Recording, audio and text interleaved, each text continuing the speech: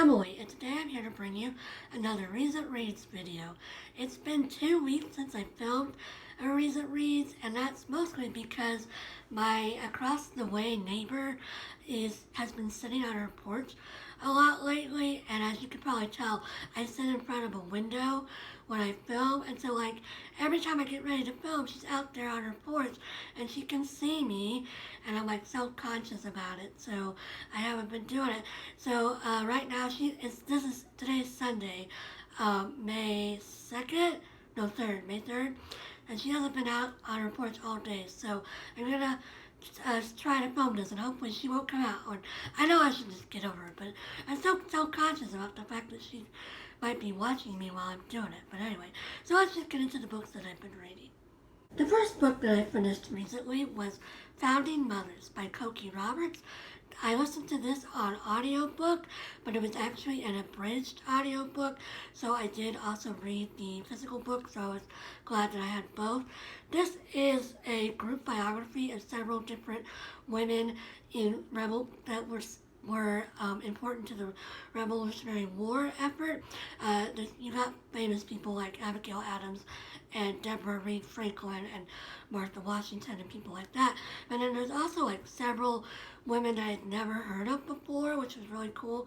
For example, she talks about Eliza Pinckney, who is a woman that lived in South Carolina prior to the Revolutionary War, and her father was I can't remember if he was an ambassador but for some reason he was over in England for years at a time, and so she was in charge of running the family plantation, even though she was 16 years old. And so it talks about her, it talks about Phyllis Wheatley, Mercy Otis Warren, just all kinds of really cool women.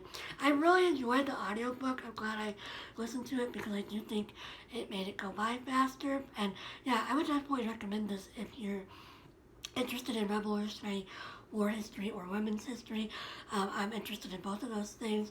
I actually heard about this book on Elizabeth's channel, Lizzie Baylove's Books, and then I happened to come across it at a book sale, and so I decided to pick it up.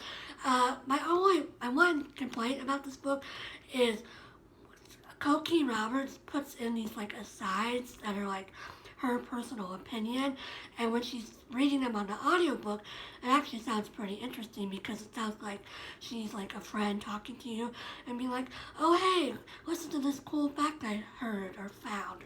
Whereas when you're reading the print version, it seems kind of unprofessional. It kind of undercuts the academic nature of the book, but that was a minor complaint. On the whole, I really enjoyed this. I'm definitely glad I picked up the audio.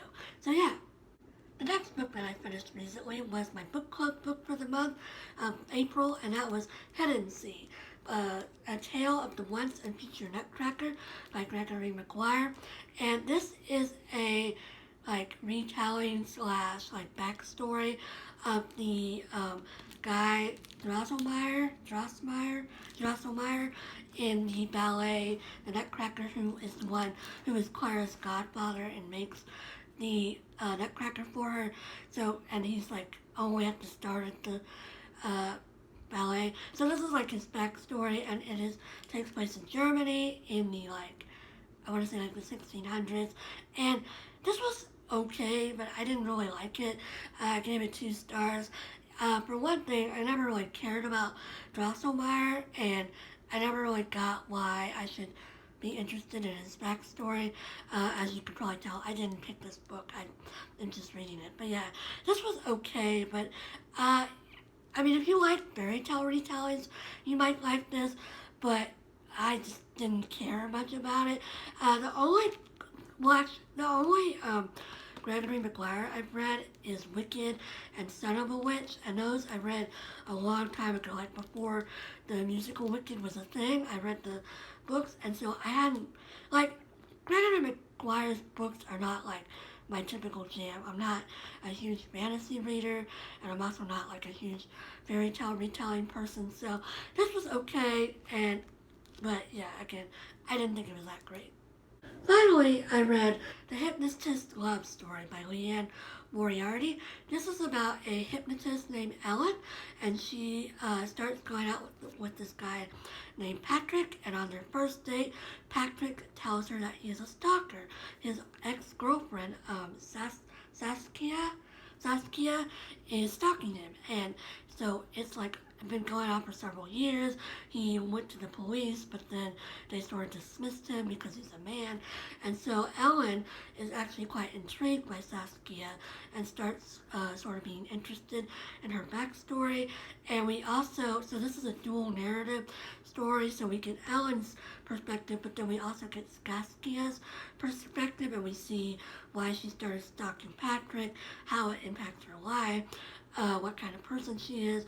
And this was, I picked this up because it says it's like a beach read, and I figured it'd be pretty light for like this time when, you know, things are kind of stressful.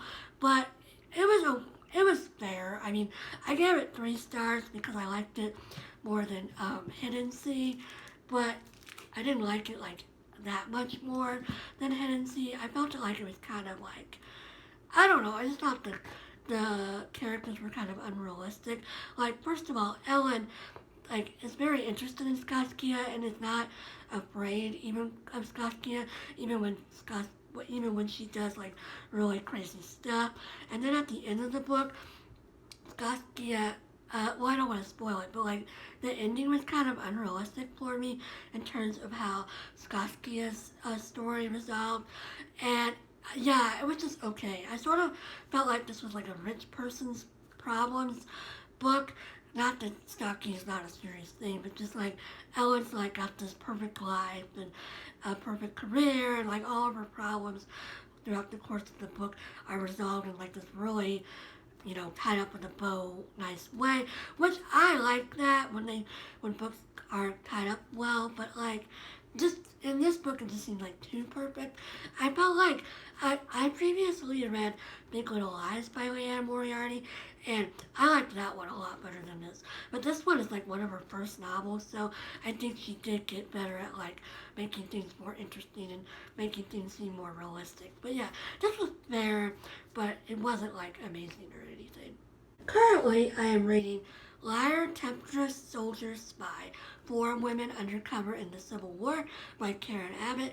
And I should say this is the American Civil War, just because I know there's a lot of civil wars. This is really interesting. It follows 4 different women.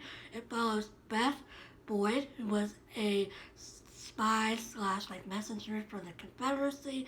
It follows Rose Greenhow, who was another spy for the Confederacy.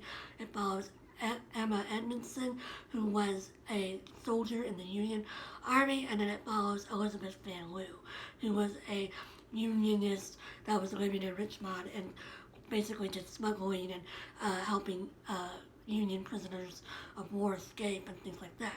So it's a really great book. The chapters are very short, and each chapter covers a different woman, so it's a very fast-moving nonfiction read. I would definitely recommend it if you're trying to get into nonfiction. And yeah, it's a narrative nonfiction, so it's very much not the story. I definitely recommend this. I think it's going really well. As you can see, I'm like close to the end because this is the notes section, so I can see myself finishing this within like a day or 2. But yeah, I'm really enjoying this. So that's all I've been reading so far this week. I am very excited about May. I think I mentioned in my last video that May is my birthday month, and my birthday is actually coming up this Thursday, and I'm going to be 30 years old, which is crazy. So yeah, because of my birthday, I'm doing like a treat yourself TBR where I just like pick up books on a whim that I've been excited about. And yeah, I just feel like the first part of this year I've been sort of like trying to stick to my lists and doing a strict TBR every month, which is totally cool, and I'm glad, and I'm trying to get through some of the older books on my TBR. But I just felt like having a break from that and doing something fun. So I'm looking forward to the rest of the reading month, and I hope everybody else is doing okay. I haven't gotten sick yet. my family's okay. Here in Texas, we are getting ready to open up the stuff. I'm going back to work on next Wednesday, so life is gonna sort of go back to normal for me, which is kind of weird because I've been working from home for 4 weeks. But yeah, I hope everybody's having a good day. And just an update on my neighbor. The one neighbor that I was worried about didn't come out, but now there's like another neighbor on the row above the first neighbor that's come out on their porch. So anyway, it's fine. He just came out in the last minute or two of filming, so I was just like, I'm gonna finish filming. But anyway, I hope everybody's having a good day. You're staying healthy and safe, and I'll talk to you again soon. Bye!